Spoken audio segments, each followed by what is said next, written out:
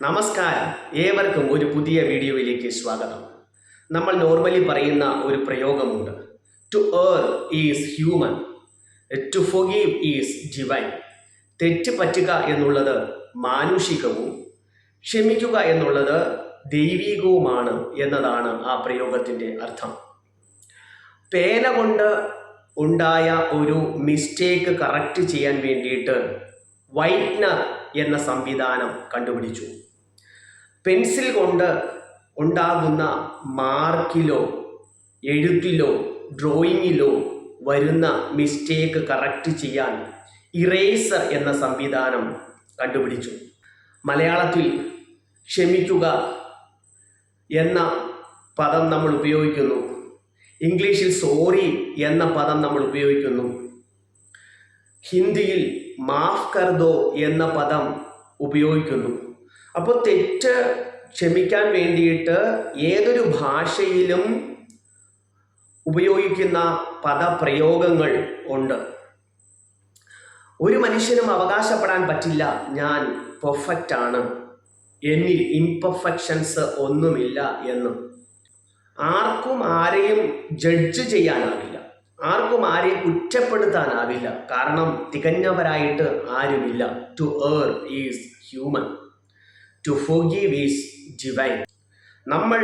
നമ്മെ കമ്പയർ ചെയ്യേണ്ടത് അയൽക്കാരോടോ സഹപാഠികളോടോ അല്ലെങ്കിൽ കൂടെ ജോലി ചെയ്യുന്നവരോടോ കൂടെ അല്ല. ഇന്നലേക്കാൾ ഇന്ന് ഞാൻ കുറച്ചുകൂടി ബെറ്റർ ആകാൻ വേണ്ടിയിട്ടാണ് ശ്രമിക്കേണ്ടത്. അല്ലെങ്കിൽ ഇന്നത്തേക്കാൾ കുറച്ചുകൂടി കൂടുതൽ മെച്ചപ്പെട്ട രീതിയിൽ നാളെ ബെറ്റർ ആവാൻ വേണ്ടിയിട്ടാണ് ശ്രമിക്കേണ്ടത്. ഹിന്ദിയിൽ തന്നെ പ്രചുര പ്രചാരമുള്ള ഒരു പ്രയോഗമുണ്ട്. ബഡെ ബഡെ ദേശോ മേ ഐസി ചോട്ടി ചോട്ടി ബാത്തേ ഹോത്തി രഹത്തി ഹൈ. കാലം ഒരു പടക്കുതിരയെ പോലെ പാഞ്ഞു പോകുകയാണ്.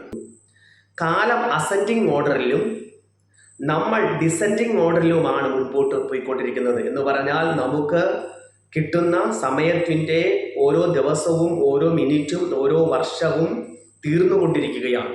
അപ്പോൾ നമ്മൾ ഡിസെൻഡിങ് ഓർഡറിലും സമയം അസെൻഡിങ് ഓർഡറിലുമാണ് പോയിക്കൊണ്ടിരിക്കുന്നത്. നമ്മുടെ ജീവിതത്തിലെ നല്ല നല്ല ഓർമ്മകൾ മാത്രം നമ്മൾ നമ്മുടെ മനസ്സിൽ കൊണ്ടു നടക്കുക, കൂട്ടിവയ്ക്കുക. മോശം അനുഭവങ്ങളെല്ലാം, തിക്താനുഭവങ്ങളെല്ലാം നമ്മൾ ഉപേക്ഷിക്കാൻ, റബ്ബിഷായിട്ട് വേസ്റ്റ് ബോക്സിൽ ഉപേക്ഷിക്കുന്നത് പോലെ ഉപേക്ഷിക്കാൻ തയ്യാറാകണം.